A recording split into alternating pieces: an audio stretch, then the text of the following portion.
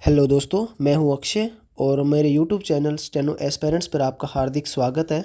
इस वीडियो में आपको हिंदी मानक पुस्तिका के आदर्श परीक्षा पत्र 13 को 80 शब्द प्रति मिनट की स्पीड से डिक्टेट किए जाएंगे। सो गेट रेडी। 3 seconds start. उपाध्यक्ष महोदय, नया दवा मूल्य नियंत्रण जारी करते समय सरकार यह बिल्कुल भूल गई कि उसे उन लाखों उपभोक्ताओं का ख्याल रखना है जिसे मजबूर होने पर दवा का खर्च उठाना पड़ता है। विराम। इसलिए मेरा निवेदन है कि भार उपभोक्ता पर जितना कम पड़े उतना अच्छा है, क्योंकि लाखों लोग रोज दवा खरीदते हैं। विराम। पर खेद की बात है कि इसके बजाय भारत सरकार के उद्योग मंत्रालय ने दवा उद्योग का ज़्यादा ख्याल रखा है। विराम। यह देखकर आश्चर्य होता है कि उसने अपने नए आदेश के अंतर्गत प्रथम श्रेणी में आने वाली दवाइयों का मुनाफा 35 से बढ़ाकर 75% कर दिया है और दूसरी श्रेणी में आने वाली दवाइयों पर यह 55 से बढ़ाकर 100% कर दिया है। विराम। इसका मतलब है कि हर हालत में उपभोक्ता पर 40 से 45% का अधिक भार पड़ने वाला है और इसकी शिकार स्वयं सरकार भी होगी, क्योंकि उसे अपने राष्ट्रीय स्वास्थ्य कार्यक्रम के अंतर्गत करोड़ों रुपयों की दवाइयाँ उन्हीं दवा कंपनियों से खरीदनी पड़ती है। विराम। पहला, सरकार का नुकसान तो उस अर्थ में और भी ज़्यादा है कि नया आदेश जारी करते समय उद्योग मंत्रालय ने स्वास्थ्य मंत्रालय के इस प्रस्ताव को अस्वीकार कर दिया है कि पहली श्रेणी में 13 रोगों की दवाई रखी जाए। विराम। मंत्रालय ने सिर्फ 6 रोगों की दवाई प्रथम श्रेणी में रखी हैं, जिनमें कि मुनाफे का प्रतिशत 75 है। विराम। देश के करोड़ों लोगों को प्रभावित करने वाले शेष 7 रोगों की दवाइयाँ 100% मुनाफे वाली दूसरी श्रेणी में रखी गई है। विराम। इससे जाहिर है कि देश की सरकार के सामने खुद अपने और जनता के हित से अधिक सर्वोपरि है उद्योग का हित। विराम। यह इससे और भी जाहिर है कि दवा नीति बनाने का काम स्वास्थ्य मंत्रालय के जिम्मे नहीं, उद्योग मंत्रालय के जिम्मे है और इस मंत्रालय ने उपभोक्ता की बजाय दवा उद्योग के हितों के हिसाब से दवा नीति और दवाओं के मूल्य तय किए हैं। विराम। इसी का नतीजा है कि दवाओं के मूल्य दिन प्रतिदिन बढ़ रहे हैं और इस नीति के लागू होने पर निकट भविष्य में और भी बढ़ेंगे। विराम। पहला, स्वास्थ्य मंत्रालय ने सुझाव दिया था कि आमतौर पर होने वाली 13 बीमारियों की 89 दवाइयों को प्रथम श्रेणी में रखा जाए, ताकि सरकार इन्हें राष्ट्रीय स्वास्थ्य कार्यक्रम के अंतर्गत कम दाम पर खरीदकर लोगों तक आसानी से पहुंचा सके। विराम। लेकिन उद्योग मंत्रालय ने केवल 27 दवाइयों को प्रथम श्रेणी में रखना मंजूर किया।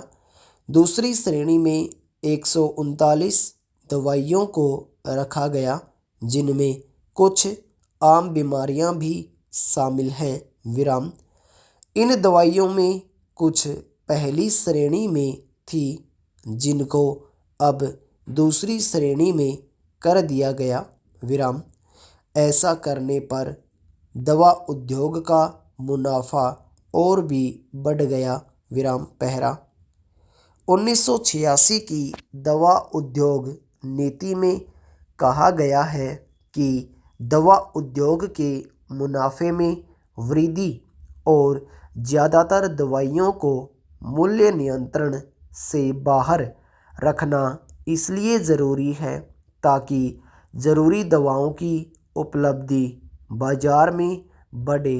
विराम। दूसरा, सरकार का यह तर्क रहा है कि जितना नियंत्रण कम रहेगा, उतना ही उन दवाओं के मूल्य और उपलब्धि पर नज़र रखना आसान हो जाएगा, जिन्हें जीवन के लिए आवश्यक समझा जाता है। विराम। इसीलिए हाथी समिति की सिफारिशों के आधार पर जहां 347 दवाओं पर मूल्य नियंत्रण आदेश लागू होता था, वहां अब 166 पर लागू हो रहा है। विराम। यानी इसका अर्थ यह हुआ कि नई दवा नीति के आधार पर जारी नया दवा मूल्य नियंत्रण आदेश यह मानकर चलता है कि जितना सरकारी नियंत्रण कम होगा, दवाओं का उत्पादन उतना अधिक होगा। विराम। लेकिन अभी तक का अनुभव यह सिद्ध करता है कि दवा कंपनियां सिर्फ उन्हीं दवाओं को बनाने में रुचि रखती है जिनमें काफ़ी मुनाफे की छूट हो, और वह छूट जरूरी तथा नियंत्रित मूल्य की दवाओं के क्षेत्र में नहीं है। विराम। इसीलिए 1978 में हाथी समिति की सिफारिश पर सरकार ने दवा कंपनियों पर यह जिम्मेदारी डाली थी कि वे अपने कुल उत्पादन के एक निश्चित अनुपात में जीवन आवश्यक दवाइयाँ बनाएंगी। विराम। इसके बावजूद सरकार इन जरूरी दवाओं का उत्पादन बढ़वाने में कामयाब नहीं हो पाई। विराम। लेकिन आश्चर्य की बात यह है कि नए आदेश के अनुसार तो किसी भी कंपनी पर यह बाध्यता नहीं रखी गई है और वह किसी भी अनुपात में जीवन रक्षक दवाइयाँ बना सकता है। विराम। सिर्फ मुनाफे का प्रतिशत बढ़ाने से यह काम किस हद तक हो पाएगा, इसकी कल्पना की जा सकती है, क्योंकि हाथी समिति ने भी तो दवा उद्योग के मुनाफे का प्रतिशत बढ़ाया था। विराम। इसलिए जीवन रक्षक दवाओं की कमी आने वाले समय में भी बनी रहेगी। विराम। मेरा सरकार से अनुरोध है कि इस पर गौर करें तथा ऐसे कदम उठाएं ताकि कम से कम जीवन रक्षक दवाइयों का वास्तविक अथवा कृत्रिम अभाव न होने पाए। विराम। पहरा। एक अन्य माननीय सदस्य के मतानुसार इस नए आदेश के अंतर्गत बहुराष्ट्रीय कंपनियां अब ऐसी दवाओं के उत्पादन में अपना ध्यान लगाएंगी जिन पर मुनाफे की सीमा नहीं है। विराम। इसका मतलब है कि दवा कंपनियों के अधिकाधिक मुनाफे की भूख उपभोक्ता को भविष्य में ऐसी दवाओं के जाल में फंसाने वाली हैं, जिनकी न केवल लोगों को बिल्कुल ज़रूरत नहीं है बल्कि जो हानिकारक भी हैं। विराम पहरा। दूसरी श्रेणी की दवाओं के बारे में नियुक्त केलकर समिति ने कुछ दिन पहले उपभोक्ता के हित में कुछ अच्छी सिफारिशें की थी, जिनके बारे में नया आदेश बिल्कुल चुप है। विराम। उसने घटिया दवाओं पर काबू पाने के लिए हर राज्य में प्रयोगशालाओं की स्थापना का सुझाव दिया था और कहा था कि जब तक यह संभव न हो तब तक देश के 4 क्षेत्रों में ही ऐसी प्रयोगशालाएं बना दी जाएं। विराम। इस समिति ने डॉक्टरों द्वारा लिखी जाने वाली पर्चियों पर निगाह रखने का तरीका भी सुझाया था, ताकि डॉक्टर गैर जरूरी और नुकसानदेह दवाएं मरीजों के लिए न लिख सकें। विराम। लेकिन इस ओर भी ध्यान नहीं दिया गया है। विराम। इससे स्पष्ट है कि उपभोक्ता का हित जहाँ जहाँ दवा कंपनियों के हित से टकराता है, वहीं पर उपभोक्ता की उपेक्षा की गई है। विराम। यही नहीं, कुछ दिन पहले दवा उद्योग की गड़बड़ियों पर निगाह रखने वाले एक जन कल्याणकारी संगठन ने मांग की थी कि बाजार से अनावश्यक मिश्रित एवं हानिकारक दवाओं का सफाया किया जाए। नए आदेश ने इस ओर भी ध्यान नहीं दिया। विराम। इस संगठन की एक मांग यह भी थी कि दवा निर्माताओं पर यह दबाव डाला जाए कि वे दवा को अपने ब्रांड नाम से नहीं बल्कि मूल नाम से बेचें। विराम। इससे एक ही दवा को अलग अलग नाम से बेचने का आदेश देने का साहस नहीं कर पाया, क्योंकि इससे बहुराष्ट्रीय कंपनियों तथा देसी दवा कंपनियों के हितों पर चोट पहुंचती। विराम।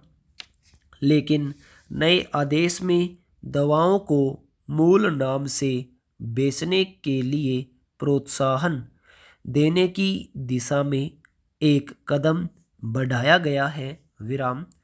अब जो उत्पादक अपनी दवाओं को मूल नाम से बेचेंगे, उनकी दवाओं का मूल्य नियंत्रण आदेश से बाहर रखा जाएगा। विराम। इसका अर्थ तो यह हुआ कि यहाँ भी उपभोक्ता के व्यापक हित की बजाय उद्योग की अपनी सुविधा का अधिक ख्याल रखा गया है। विराम। उपभोक्ता के इस अधिकार की रक्षा नहीं की गई है कि वह साबुन की तरह दवा भी खुद चुन सकें। विराम। अभी तो वह दवा कंपनियों और डॉक्टरों के पूरी तरह कब्जे में है। विराम। अगर डॉक्टर किसी कारण से अपने मरीज को किसी खास कंपनी की दवा ही खरीदने को कहता है, तो खरीदार कुछ नहीं कर सकता। विराम। मूल नाम से दवाओं के बिकने पर डॉक्टरों की यह मिलीभगत बंद हो सकती है। विराम। अतः मैं सदन का अधिक समय न लेते हुए केवल इतना ही कहना चाहूँगा कि सरकार दवा जैसी जरूरी चीज़ के लिए उपभोक्ता का अधिक ख्याल रखे, तभी कल्याणकारी राज्य की स्थापना हो सकती है। विराम। ओवर।